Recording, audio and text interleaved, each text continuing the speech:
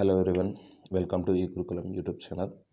ఈ వీడియోలో ఎకనామీలో ఈ జిఎస్టీ కౌన్సిల్ గురించి మనం నేర్చుకున్నాం. వాటి కాన్స్టిట్యూషన్ ఏంది, కంపోజిషన్ ఏంది, చైర్పర్సన్ని ఎవరు, వైస్ చైర్పర్సన్ ఎవరు, వాటి ఫంక్షన్స్ ఏంటి, ఫీచర్స్ ఏంటి, ఓటింగ్ ప్రొసీజర్ ఎలా ఉంటుంది ఇన్ డీటెయిల్గా డిస్కస్ చేద్దాం. సో జిఎస్టీ కౌన్సిల్ ఇంతకుముందు ఒక వీడియోలో చెప్పినట్టు 101 అమెండ్మెంట్ ద్వారా 279 అనే ఆర్టికల్ని ఇన్సర్ట్ చేసేసి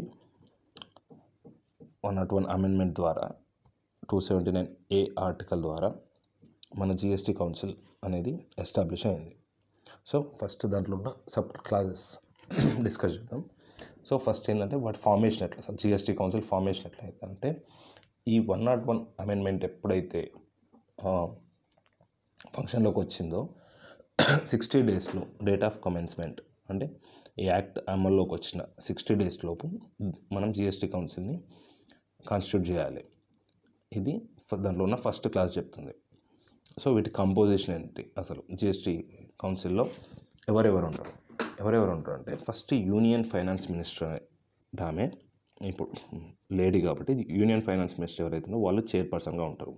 యాజ్ వెల్ అస్ ఇంకో పర్సన్ యూనియన్ నుంచి state in incharge of revenue or finance, ఆ పర్సన్ కూడా ఈ జిఎస్టీ కౌన్సిల్లో యూనియన్ తరపున రిప్రజెంట్ చేస్తూ ఉంటారు. అండ్ దెన్ ఇది కోఆపరేటివ్ ఫెడరలిజంని ఇంప్లిమెంట్ చేస్తుంది. As well as state and central ట్యాక్సెస్ని మెర్జ్ చేశారు కాబట్టి స్టేట్ నుంచి మెయిన్గా అయితే ఫైనాన్స్ ఆర్ ట్యాక్సేషన్ మెంబర్స్ ఉండాలి. వాళ్ళు ఉన్నా లేకున్నా any other minister nominated by each state government అనేది, ఈచ్ స్టేట్ గవర్నమెంట్. దీని అర్థం ఏమొస్తుంది, ఏదో సీఎం కూడా నామినేట్ అయ్యి జిఎస్టీ కౌన్సిల్లో రిప్రజెంట్ చేయడానికి ఉంది. So any minister, finance taxation అనే కాదు, any minister from state can represent. So మనకి ఎందరు ఉన్నారు,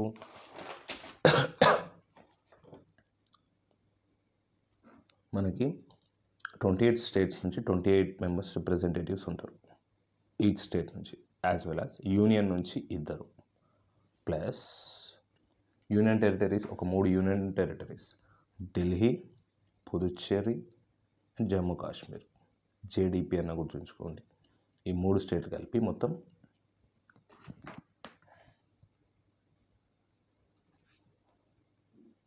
మనకు 33 మెంబర్స్ రిప్రజెంటేటివ్స్ ఉంటారు. వీళ్ళకి ఓటింగ్ పవర్ ఉంటుంది. As well as special invitees ఉంటారు.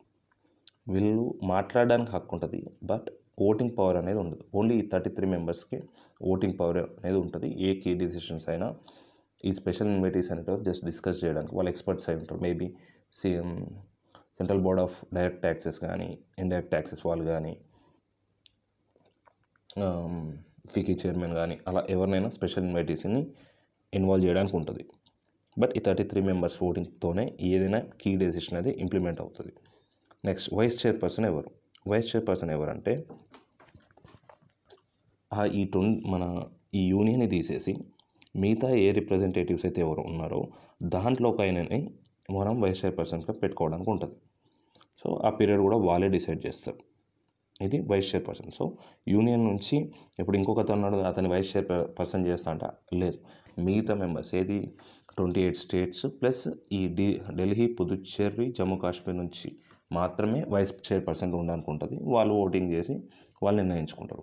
అండ్ దెన్ జిఎస్టీ కౌన్సిల్ యొక్క ఫంక్షన్స్ ఏంటి, అసలు ఫంక్షన్స్ ఏంటంటే ట్యాక్సెస్, సెస్, సర్చార్జెస్ ఏవైతే ఉన్నాయో వీటిని జిఎస్టీలో కలిపేయాలి అనేది డిసైడ్ చేస్తుంది ఓటింగ్ ద్వారా. సో యూనియన్ కానీ, స్టేట్ యొక్క ఇండైరెక్ట్ ట్యాక్సెస్ కానీ, లోకల్ ట్యాక్సెస్ ఉంటాయి కదా, ఇప్పుడు local bodies like panchayati raj taxes అవి ఏమైనా మెర్జ్ చేయాలంటే ఈ జిఎస్టీ కౌన్సిల్ అనేది డిసైడ్ చేస్తుంది. అండ్ దెన్ ఇప్పుడు ఎగ్జాంపుల్ ఏంటంటే ఇప్పుడు సెంట్రల్ ఎక్సైజ్ డ్యూటీ కానీ, service tax, state VAT, octroi tax, entry, luxury, entertainment tax వీటిని మెర్జ్ చేసిండ్రు. బట్ వేరాజ్ ఈ పెట్రోలియం ట్యాక్స్ కానీ, excise, stamp duty and property అనేవి ఇంకా మెర్జ్ చేయలేదు. సో ఒకవేళ ఇవి మెర్జ్ చేయాలన్నా కూడా ఈ జిఎస్టీ కౌన్సిల్ అనేది డిసైడ్ చేస్తుంది. ఇది మేజర్ ఫంక్షన్ అన్నట్టు. ఇంతకుముందు మనకు మన ఎంటర్టైన్మెంట్ ట్యాక్స్ అని చెప్పి ఈ మూవీ థియేటర్లకు పోయినా ఏదైనా ప్రోగ్రామ్స్ అయినా ఎంటర్టైన్మెంట్ ట్యాక్స్ అనేది ఉంటుండే state subject. But GST council వచ్చి డిసైడ్ చేసిందంటే ఎంటర్టైన్మెంట్ ట్యాక్స్ ప్లేస్లో ఈ జిఎస్టీని ఇంప్లిమెంట్ చేసింది. So there is no entertainment tax from now. Then goods and సర్వీస్లలో ఇంతకుముందు చెప్పినట్టు ఏవి ట్యాక్స్ చేయాలి, ఏవి ఎగ్జామ్ చేయాలి. ఇంతకుముందు మనం మాట్లాడుకుంది ఏంటంటే మెర్జ్ చేయడం గురించి మాట్లాడడం. ఇప్పుడు ట్యాక్స్ చేయాలా వద్దా అన్నది కూడా ఈ జిఎస్టీ కౌన్సిల్ అనేది డిసైడ్ చేస్తుంది. So identify products or services will pay GST in which will be 0 rated and exempted. మనం ఇంతకుముందు ఆ స్లాబ్స్ చూసిన దాంట్లో 0% అని కూడా మనం డిస్కషన్ 0%, 5%, 18%, 28% ఇలా ఉన్నాయి కదా. దీంట్లో ఈ 0% ఇన్ ద సెన్స్ ఎగ్జామ్ట్ ఏమని చేయాలి. ఇప్పుడు మొబైల్ ఫోన్స్కి 18% ఉంది, రెస్టారెంట్లో సమ్ 5%, మరి లగ్జరీ ఫుడ్, ఎక్స్పెన్సివ్ ఫుడ్ అయితే 18% అని ఉంది. బట్ వేరే ఫ్రెష్ ఫ్రూట్స్కి కానీ వెజిటేబుల్స్, ఎడ్యుకేషన్ సర్వీస్కి వీటికి ఎగ్జామ్ చేసిండ్రు. సో ఇప్పుడు ఈ ఎగ్జామ్ చేసిన యాడ్ చేయాలన్నా, ట్యాక్స్ చేసినవి మళ్ళీ దాంట్లో ఇంక్లూడ్ చేయాలన్నా కూడా ఇది కూడా జిఎస్టీ కౌన్సిల్ అనేది డిసైడ్ చేస్తుంది. అండ్ ఈ సెంట్రల్ ఈ జిఎస్టీ గురించి సపరేట్ యాక్ట్లు కావాలి కదా, మళ్ళీ యాక్ట్ కావాలా, రూల్ కావాలా, ఎట్లా ఇంప్లిమెంట్ చేయాలి, అది కూడా ఈ జిఎస్టీ కౌన్సిల్ అనేది ఎలా అవి ఉండాలా, ఎలా మోడల్ అనేది కూడా డిసైడ్ చేస్తుంది. హౌ జిఎస్టీని ఎట్లా ఛార్జ్ చేయాలా, ఇంటిగ్రేటెడ్ జిఎస్టీని ఎట్లా ఛార్జ్ చేయాలనేది, ఇంటర్స్టేట్ ట్రేడ్ జరిగినప్పుడు డెస్టినేషన్ ఎలా అనేది ఇక్కడ నుండి ఈ rule destination place of supply అనేది డిసైడ్ చేసేది జిఎస్టీ కౌన్సిలే డిసైడ్ చేస్తుంది. ఇది పర్ఫెక్ట్ ఎగ్జాంపుల్ ఏంటంటే manufacturer in Maharashtra cells machinery to buyer in Karnataka. So మహారాష్ట్రలో సెల్ చేసి కర్ణాటకలో బై చేస్తారు. So IGST charge the centre collects the first and later transfer to Karnataka. మనం డెస్టినేషన్ బేస్డ్ ట్యాక్స్ అన్నాం కాబట్టి జిఎస్టీని, సో జిఎస్టీకి ట్రాన్స్ఫర్ అవుతుంది. బట్ సెంటర్ కలెక్ట్ చేసి కర్ణాటకకి ఇస్తుంది. మహారాష్ట్ర సెల్ చేసినంత మాత్రం మహారాష్ట్రకి ఈయనకి లేదు. సో ప్లేస్ ఆఫ్ సప్లైకి రాదు మనీ. ఓన్లీ ఎవరైతే ఫైనల్ కన్జ్యూమర్ ఉంటారో వాళ్ళకి మాత్రమే ఈ మనీ అనేది ట్రాన్స్ఫర్ అవుతుంది. So place of supply rule confirm that the tax belongs to Karnataka because the goods end up there. So ఇది డెస్టినేషన్ ట్యాక్స్ కాబట్టి కర్ణాటక కన్జ్యూమ్ చేస్తుంది కాబట్టి కర్ణాటకకు పోతుంది. So threshold limit next function ఏంటంటే threshold limit of turnover for exemption. So ఏదైనా company కానీ ఏదైనా ఫామ్, ఏదైనా కుటీర పరిశ్రమలు, సో వాటిని టర్న్ ఓవర్ బేస్డ్గా ఇంత టర్న్ ఓవర్కి ఎగ్జామ్ చేయాలా, ఇంత టర్న్ ఓవర్కి ఇంక్లూడ్ చేయాలనేది కూడా ఈ జిఎస్టీ కౌన్సిలే డిసైడ్ చేస్తుంది. అండ్ నార్మల్ థ్రెషోల్డ్ ఒకవేళ 40 lakhs, స్పెషల్ కేటగిరీ స్టేట్లో 20 lakhs ఎగ్జామ్షన్కి, for services 20 lakhs normal threshold, special స్టేట్లో 10 lakhs టర్న్ ఓవర్. సో వాళ్ళు జిఎస్టీకి రిజిస్టర్ కావాల్సిన అవసరం లేదు అండ్ వాళ్ళు పే చేయడానికి కూడా అవసరం లేదు. ఇది కూడా జిఎస్టీ కౌన్సిలే డిసైడ్ చేస్తారు. ఏ థ్రెషోల్డ్ లిమిట్, ఎంత టర్న్ ఓవర్ చేస్తే ఎగ్జామ్ చేయాలి, స్పెషల్ కేటగిరీ స్టేట్స్ అయితే వాళ్ళ టర్న్ ఓవర్ ఎంత ఉంటే ఎగ్జామ్ చేయాలనేది డిసైడ్ చేసేది జిఎస్టీ కౌన్సిలే. అండ్ ఈ ఫ్లోర్ రేట్స్ అండ్ బ్యాండ్స్ అనేది కూడా జిఎస్టీ కౌన్సిలే డిసైడ్ చేస్తుంది. ఫర్ ఎగ్జాంపుల్ ఇప్పుడు మనం అనుకున్నట్టు దీంట్లో 0 కూడా యాడ్ చేస్తే 0 కానీ 0% కానీ 5%, 12%, 18%, 28% వెయిట్ మీద ఎంత ఉండాలా అనేది డిసైడ్ చేసేది కూడా జిఎస్టీ కౌన్సిలే. సమ్ ఐటమ్స్ లైక్ గోల్డ్ మీద ఇప్పుడు 3%, ప్రీషియస్ స్టోన్ మీద 0.25, ఇది బ్యాండ్లోకి వస్తుంది. సో ఇది కూడా జిఎస్టీ కౌన్సిలే డిసైడ్ చేస్తుంది. ఇదంతా కాన్స్టిట్యూషన్ 279A ఆర్టికల్లో మెన్షన్ చేసిన ఆర్టికల్స్. ఫర్ ఎగ్జాంపుల్ ఏదైనా ఎక్కడైనా నేచర్ కెలామిటీ వచ్చింది, అక్కడ జిఎస్టీ ఎక్స్ట్రా జిఎస్టీని చేయాలి, ఎక్స్ట్రా జిఎస్టీ పే చేసి ఫండ్ రైజ్ చేయాలని అనుకుంటే జిఎస్టీ కౌన్సిల్ క్యాన్. సో ఇది మన కాన్స్టిట్యూషన్ అనేది పర్మిట్ చేస్తాను. For it is temporary purpose. మన 2018లో కేరళ ఫ్లడ్స్ వచ్చినప్పుడు 1% కేరళ ఫ్లడ్ సెస్ అనేది అలో చేసిండ్రు for limited time to aid and reconstruction. అంటే అక్కడ మనం మొత్తం ఇళ్ళన్నీ కొట్టుకుపోయినాయి కదా, ఆ టైంలో 1% ఎక్స్ట్రా సెస్ అనేది యాడ్ చేసిండ్రు.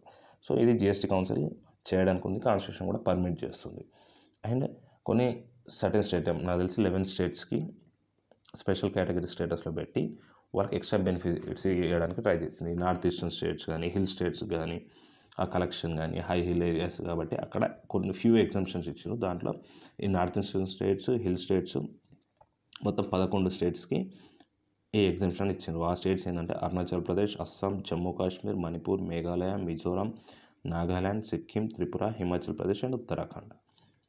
సో వాటి టెరైన్ అనేది కలెక్షన్కి కానీ రెవెన్యూ జనరేట్ చేయడానికి కాన్స్టెంట్ ఉంటుంది కాబట్టి ఆ రకంగా కొన్ని స్టేట్స్కి exemption. If in case GST council ఈ పలానా స్టేట్కి అవసరం లేదనుకుంటే దే కెన్ ఎక్స్క్లూడ్ అన్నట్టు. అండ్ దెన్ ఇంకా ఏదైనా మ్యాటర్ జిఎస్టీకి సంబంధించినా కూడా అది డిసైడ్ చేయడానికి ఉంటుంది. ఇప్పుడు పెట్రోలియం రిలేటెడ్ ఫ్యూయల్స్ ఉన్నాయి, వాటిని యాడ్ చేయాలి, లేకపోతే తీసేయాలన్నా ఆల్రెడీ లేదు, ఒకవేళ యాడ్ చేయాలనుకుంటే కూడా జిఎస్టీ కౌన్సిలే డెసిషన్ తీసుకుంటుంది. And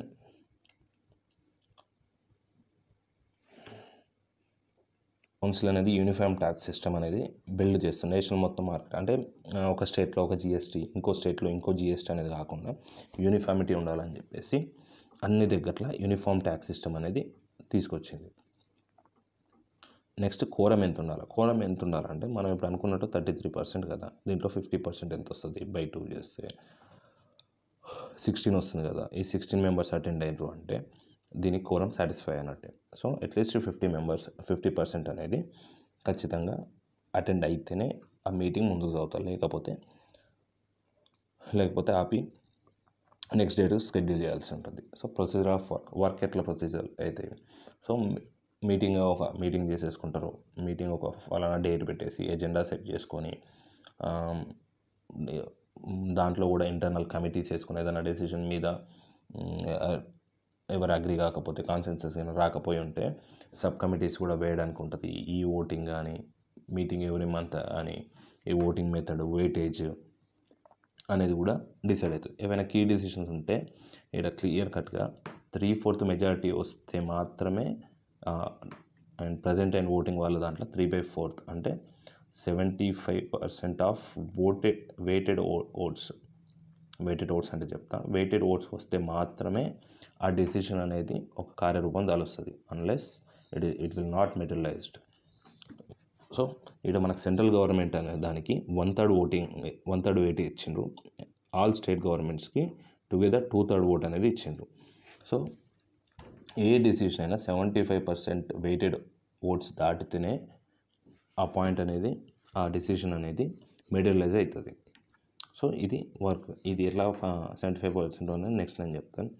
council decision if in case, ఇంకో ఆర్టికల్ ఏం చెప్తుందంటే, ఇఫ్ ఇన్ కేస్ ఏదైనా డెసిషన్ వేకెన్సీ ఉన్నది కానీ డిఫెక్ట్ ఇట్స్ కాన్స్టిట్యూషన్ అంటే దాంట్లో వచ్చిన మెంబర్ ఎవరైనా రాంగ్ రూట్లో వచ్చినా బట్ డెసిషన్ తీసేసుకున్నా కానీ still that decision will remain valid అన్నట్టు. అండ్ ఎవడైనా ఏ మెంబర్ అయినా డిఫెక్ట్ ఇన్ అపాయింట్మెంట్, అతని అపాయింట్మెంట్ రాంగ్గా జరిగినా బట్ అప్పుడు ప్రజెంట్ అయినప్పుడు మాత్రం వ్యాలిడే కదా. సో ఆ డెసిషన్ అనేది చేంజ్ కాదు. ఏదైనా ఇర్రెగ్యులారిటీ, ఈ కోర్ మెరిట్స్కి ప్రాబ్లం కానంత వరకు ఆ ప్రొసీజర్లో ఇర్రెగ్యులారిటీ ఉన్నా కానీ ఆ డెసిషన్ అనేది స్టిల్ వ్యాలిడ్గానే ఉంటుంది.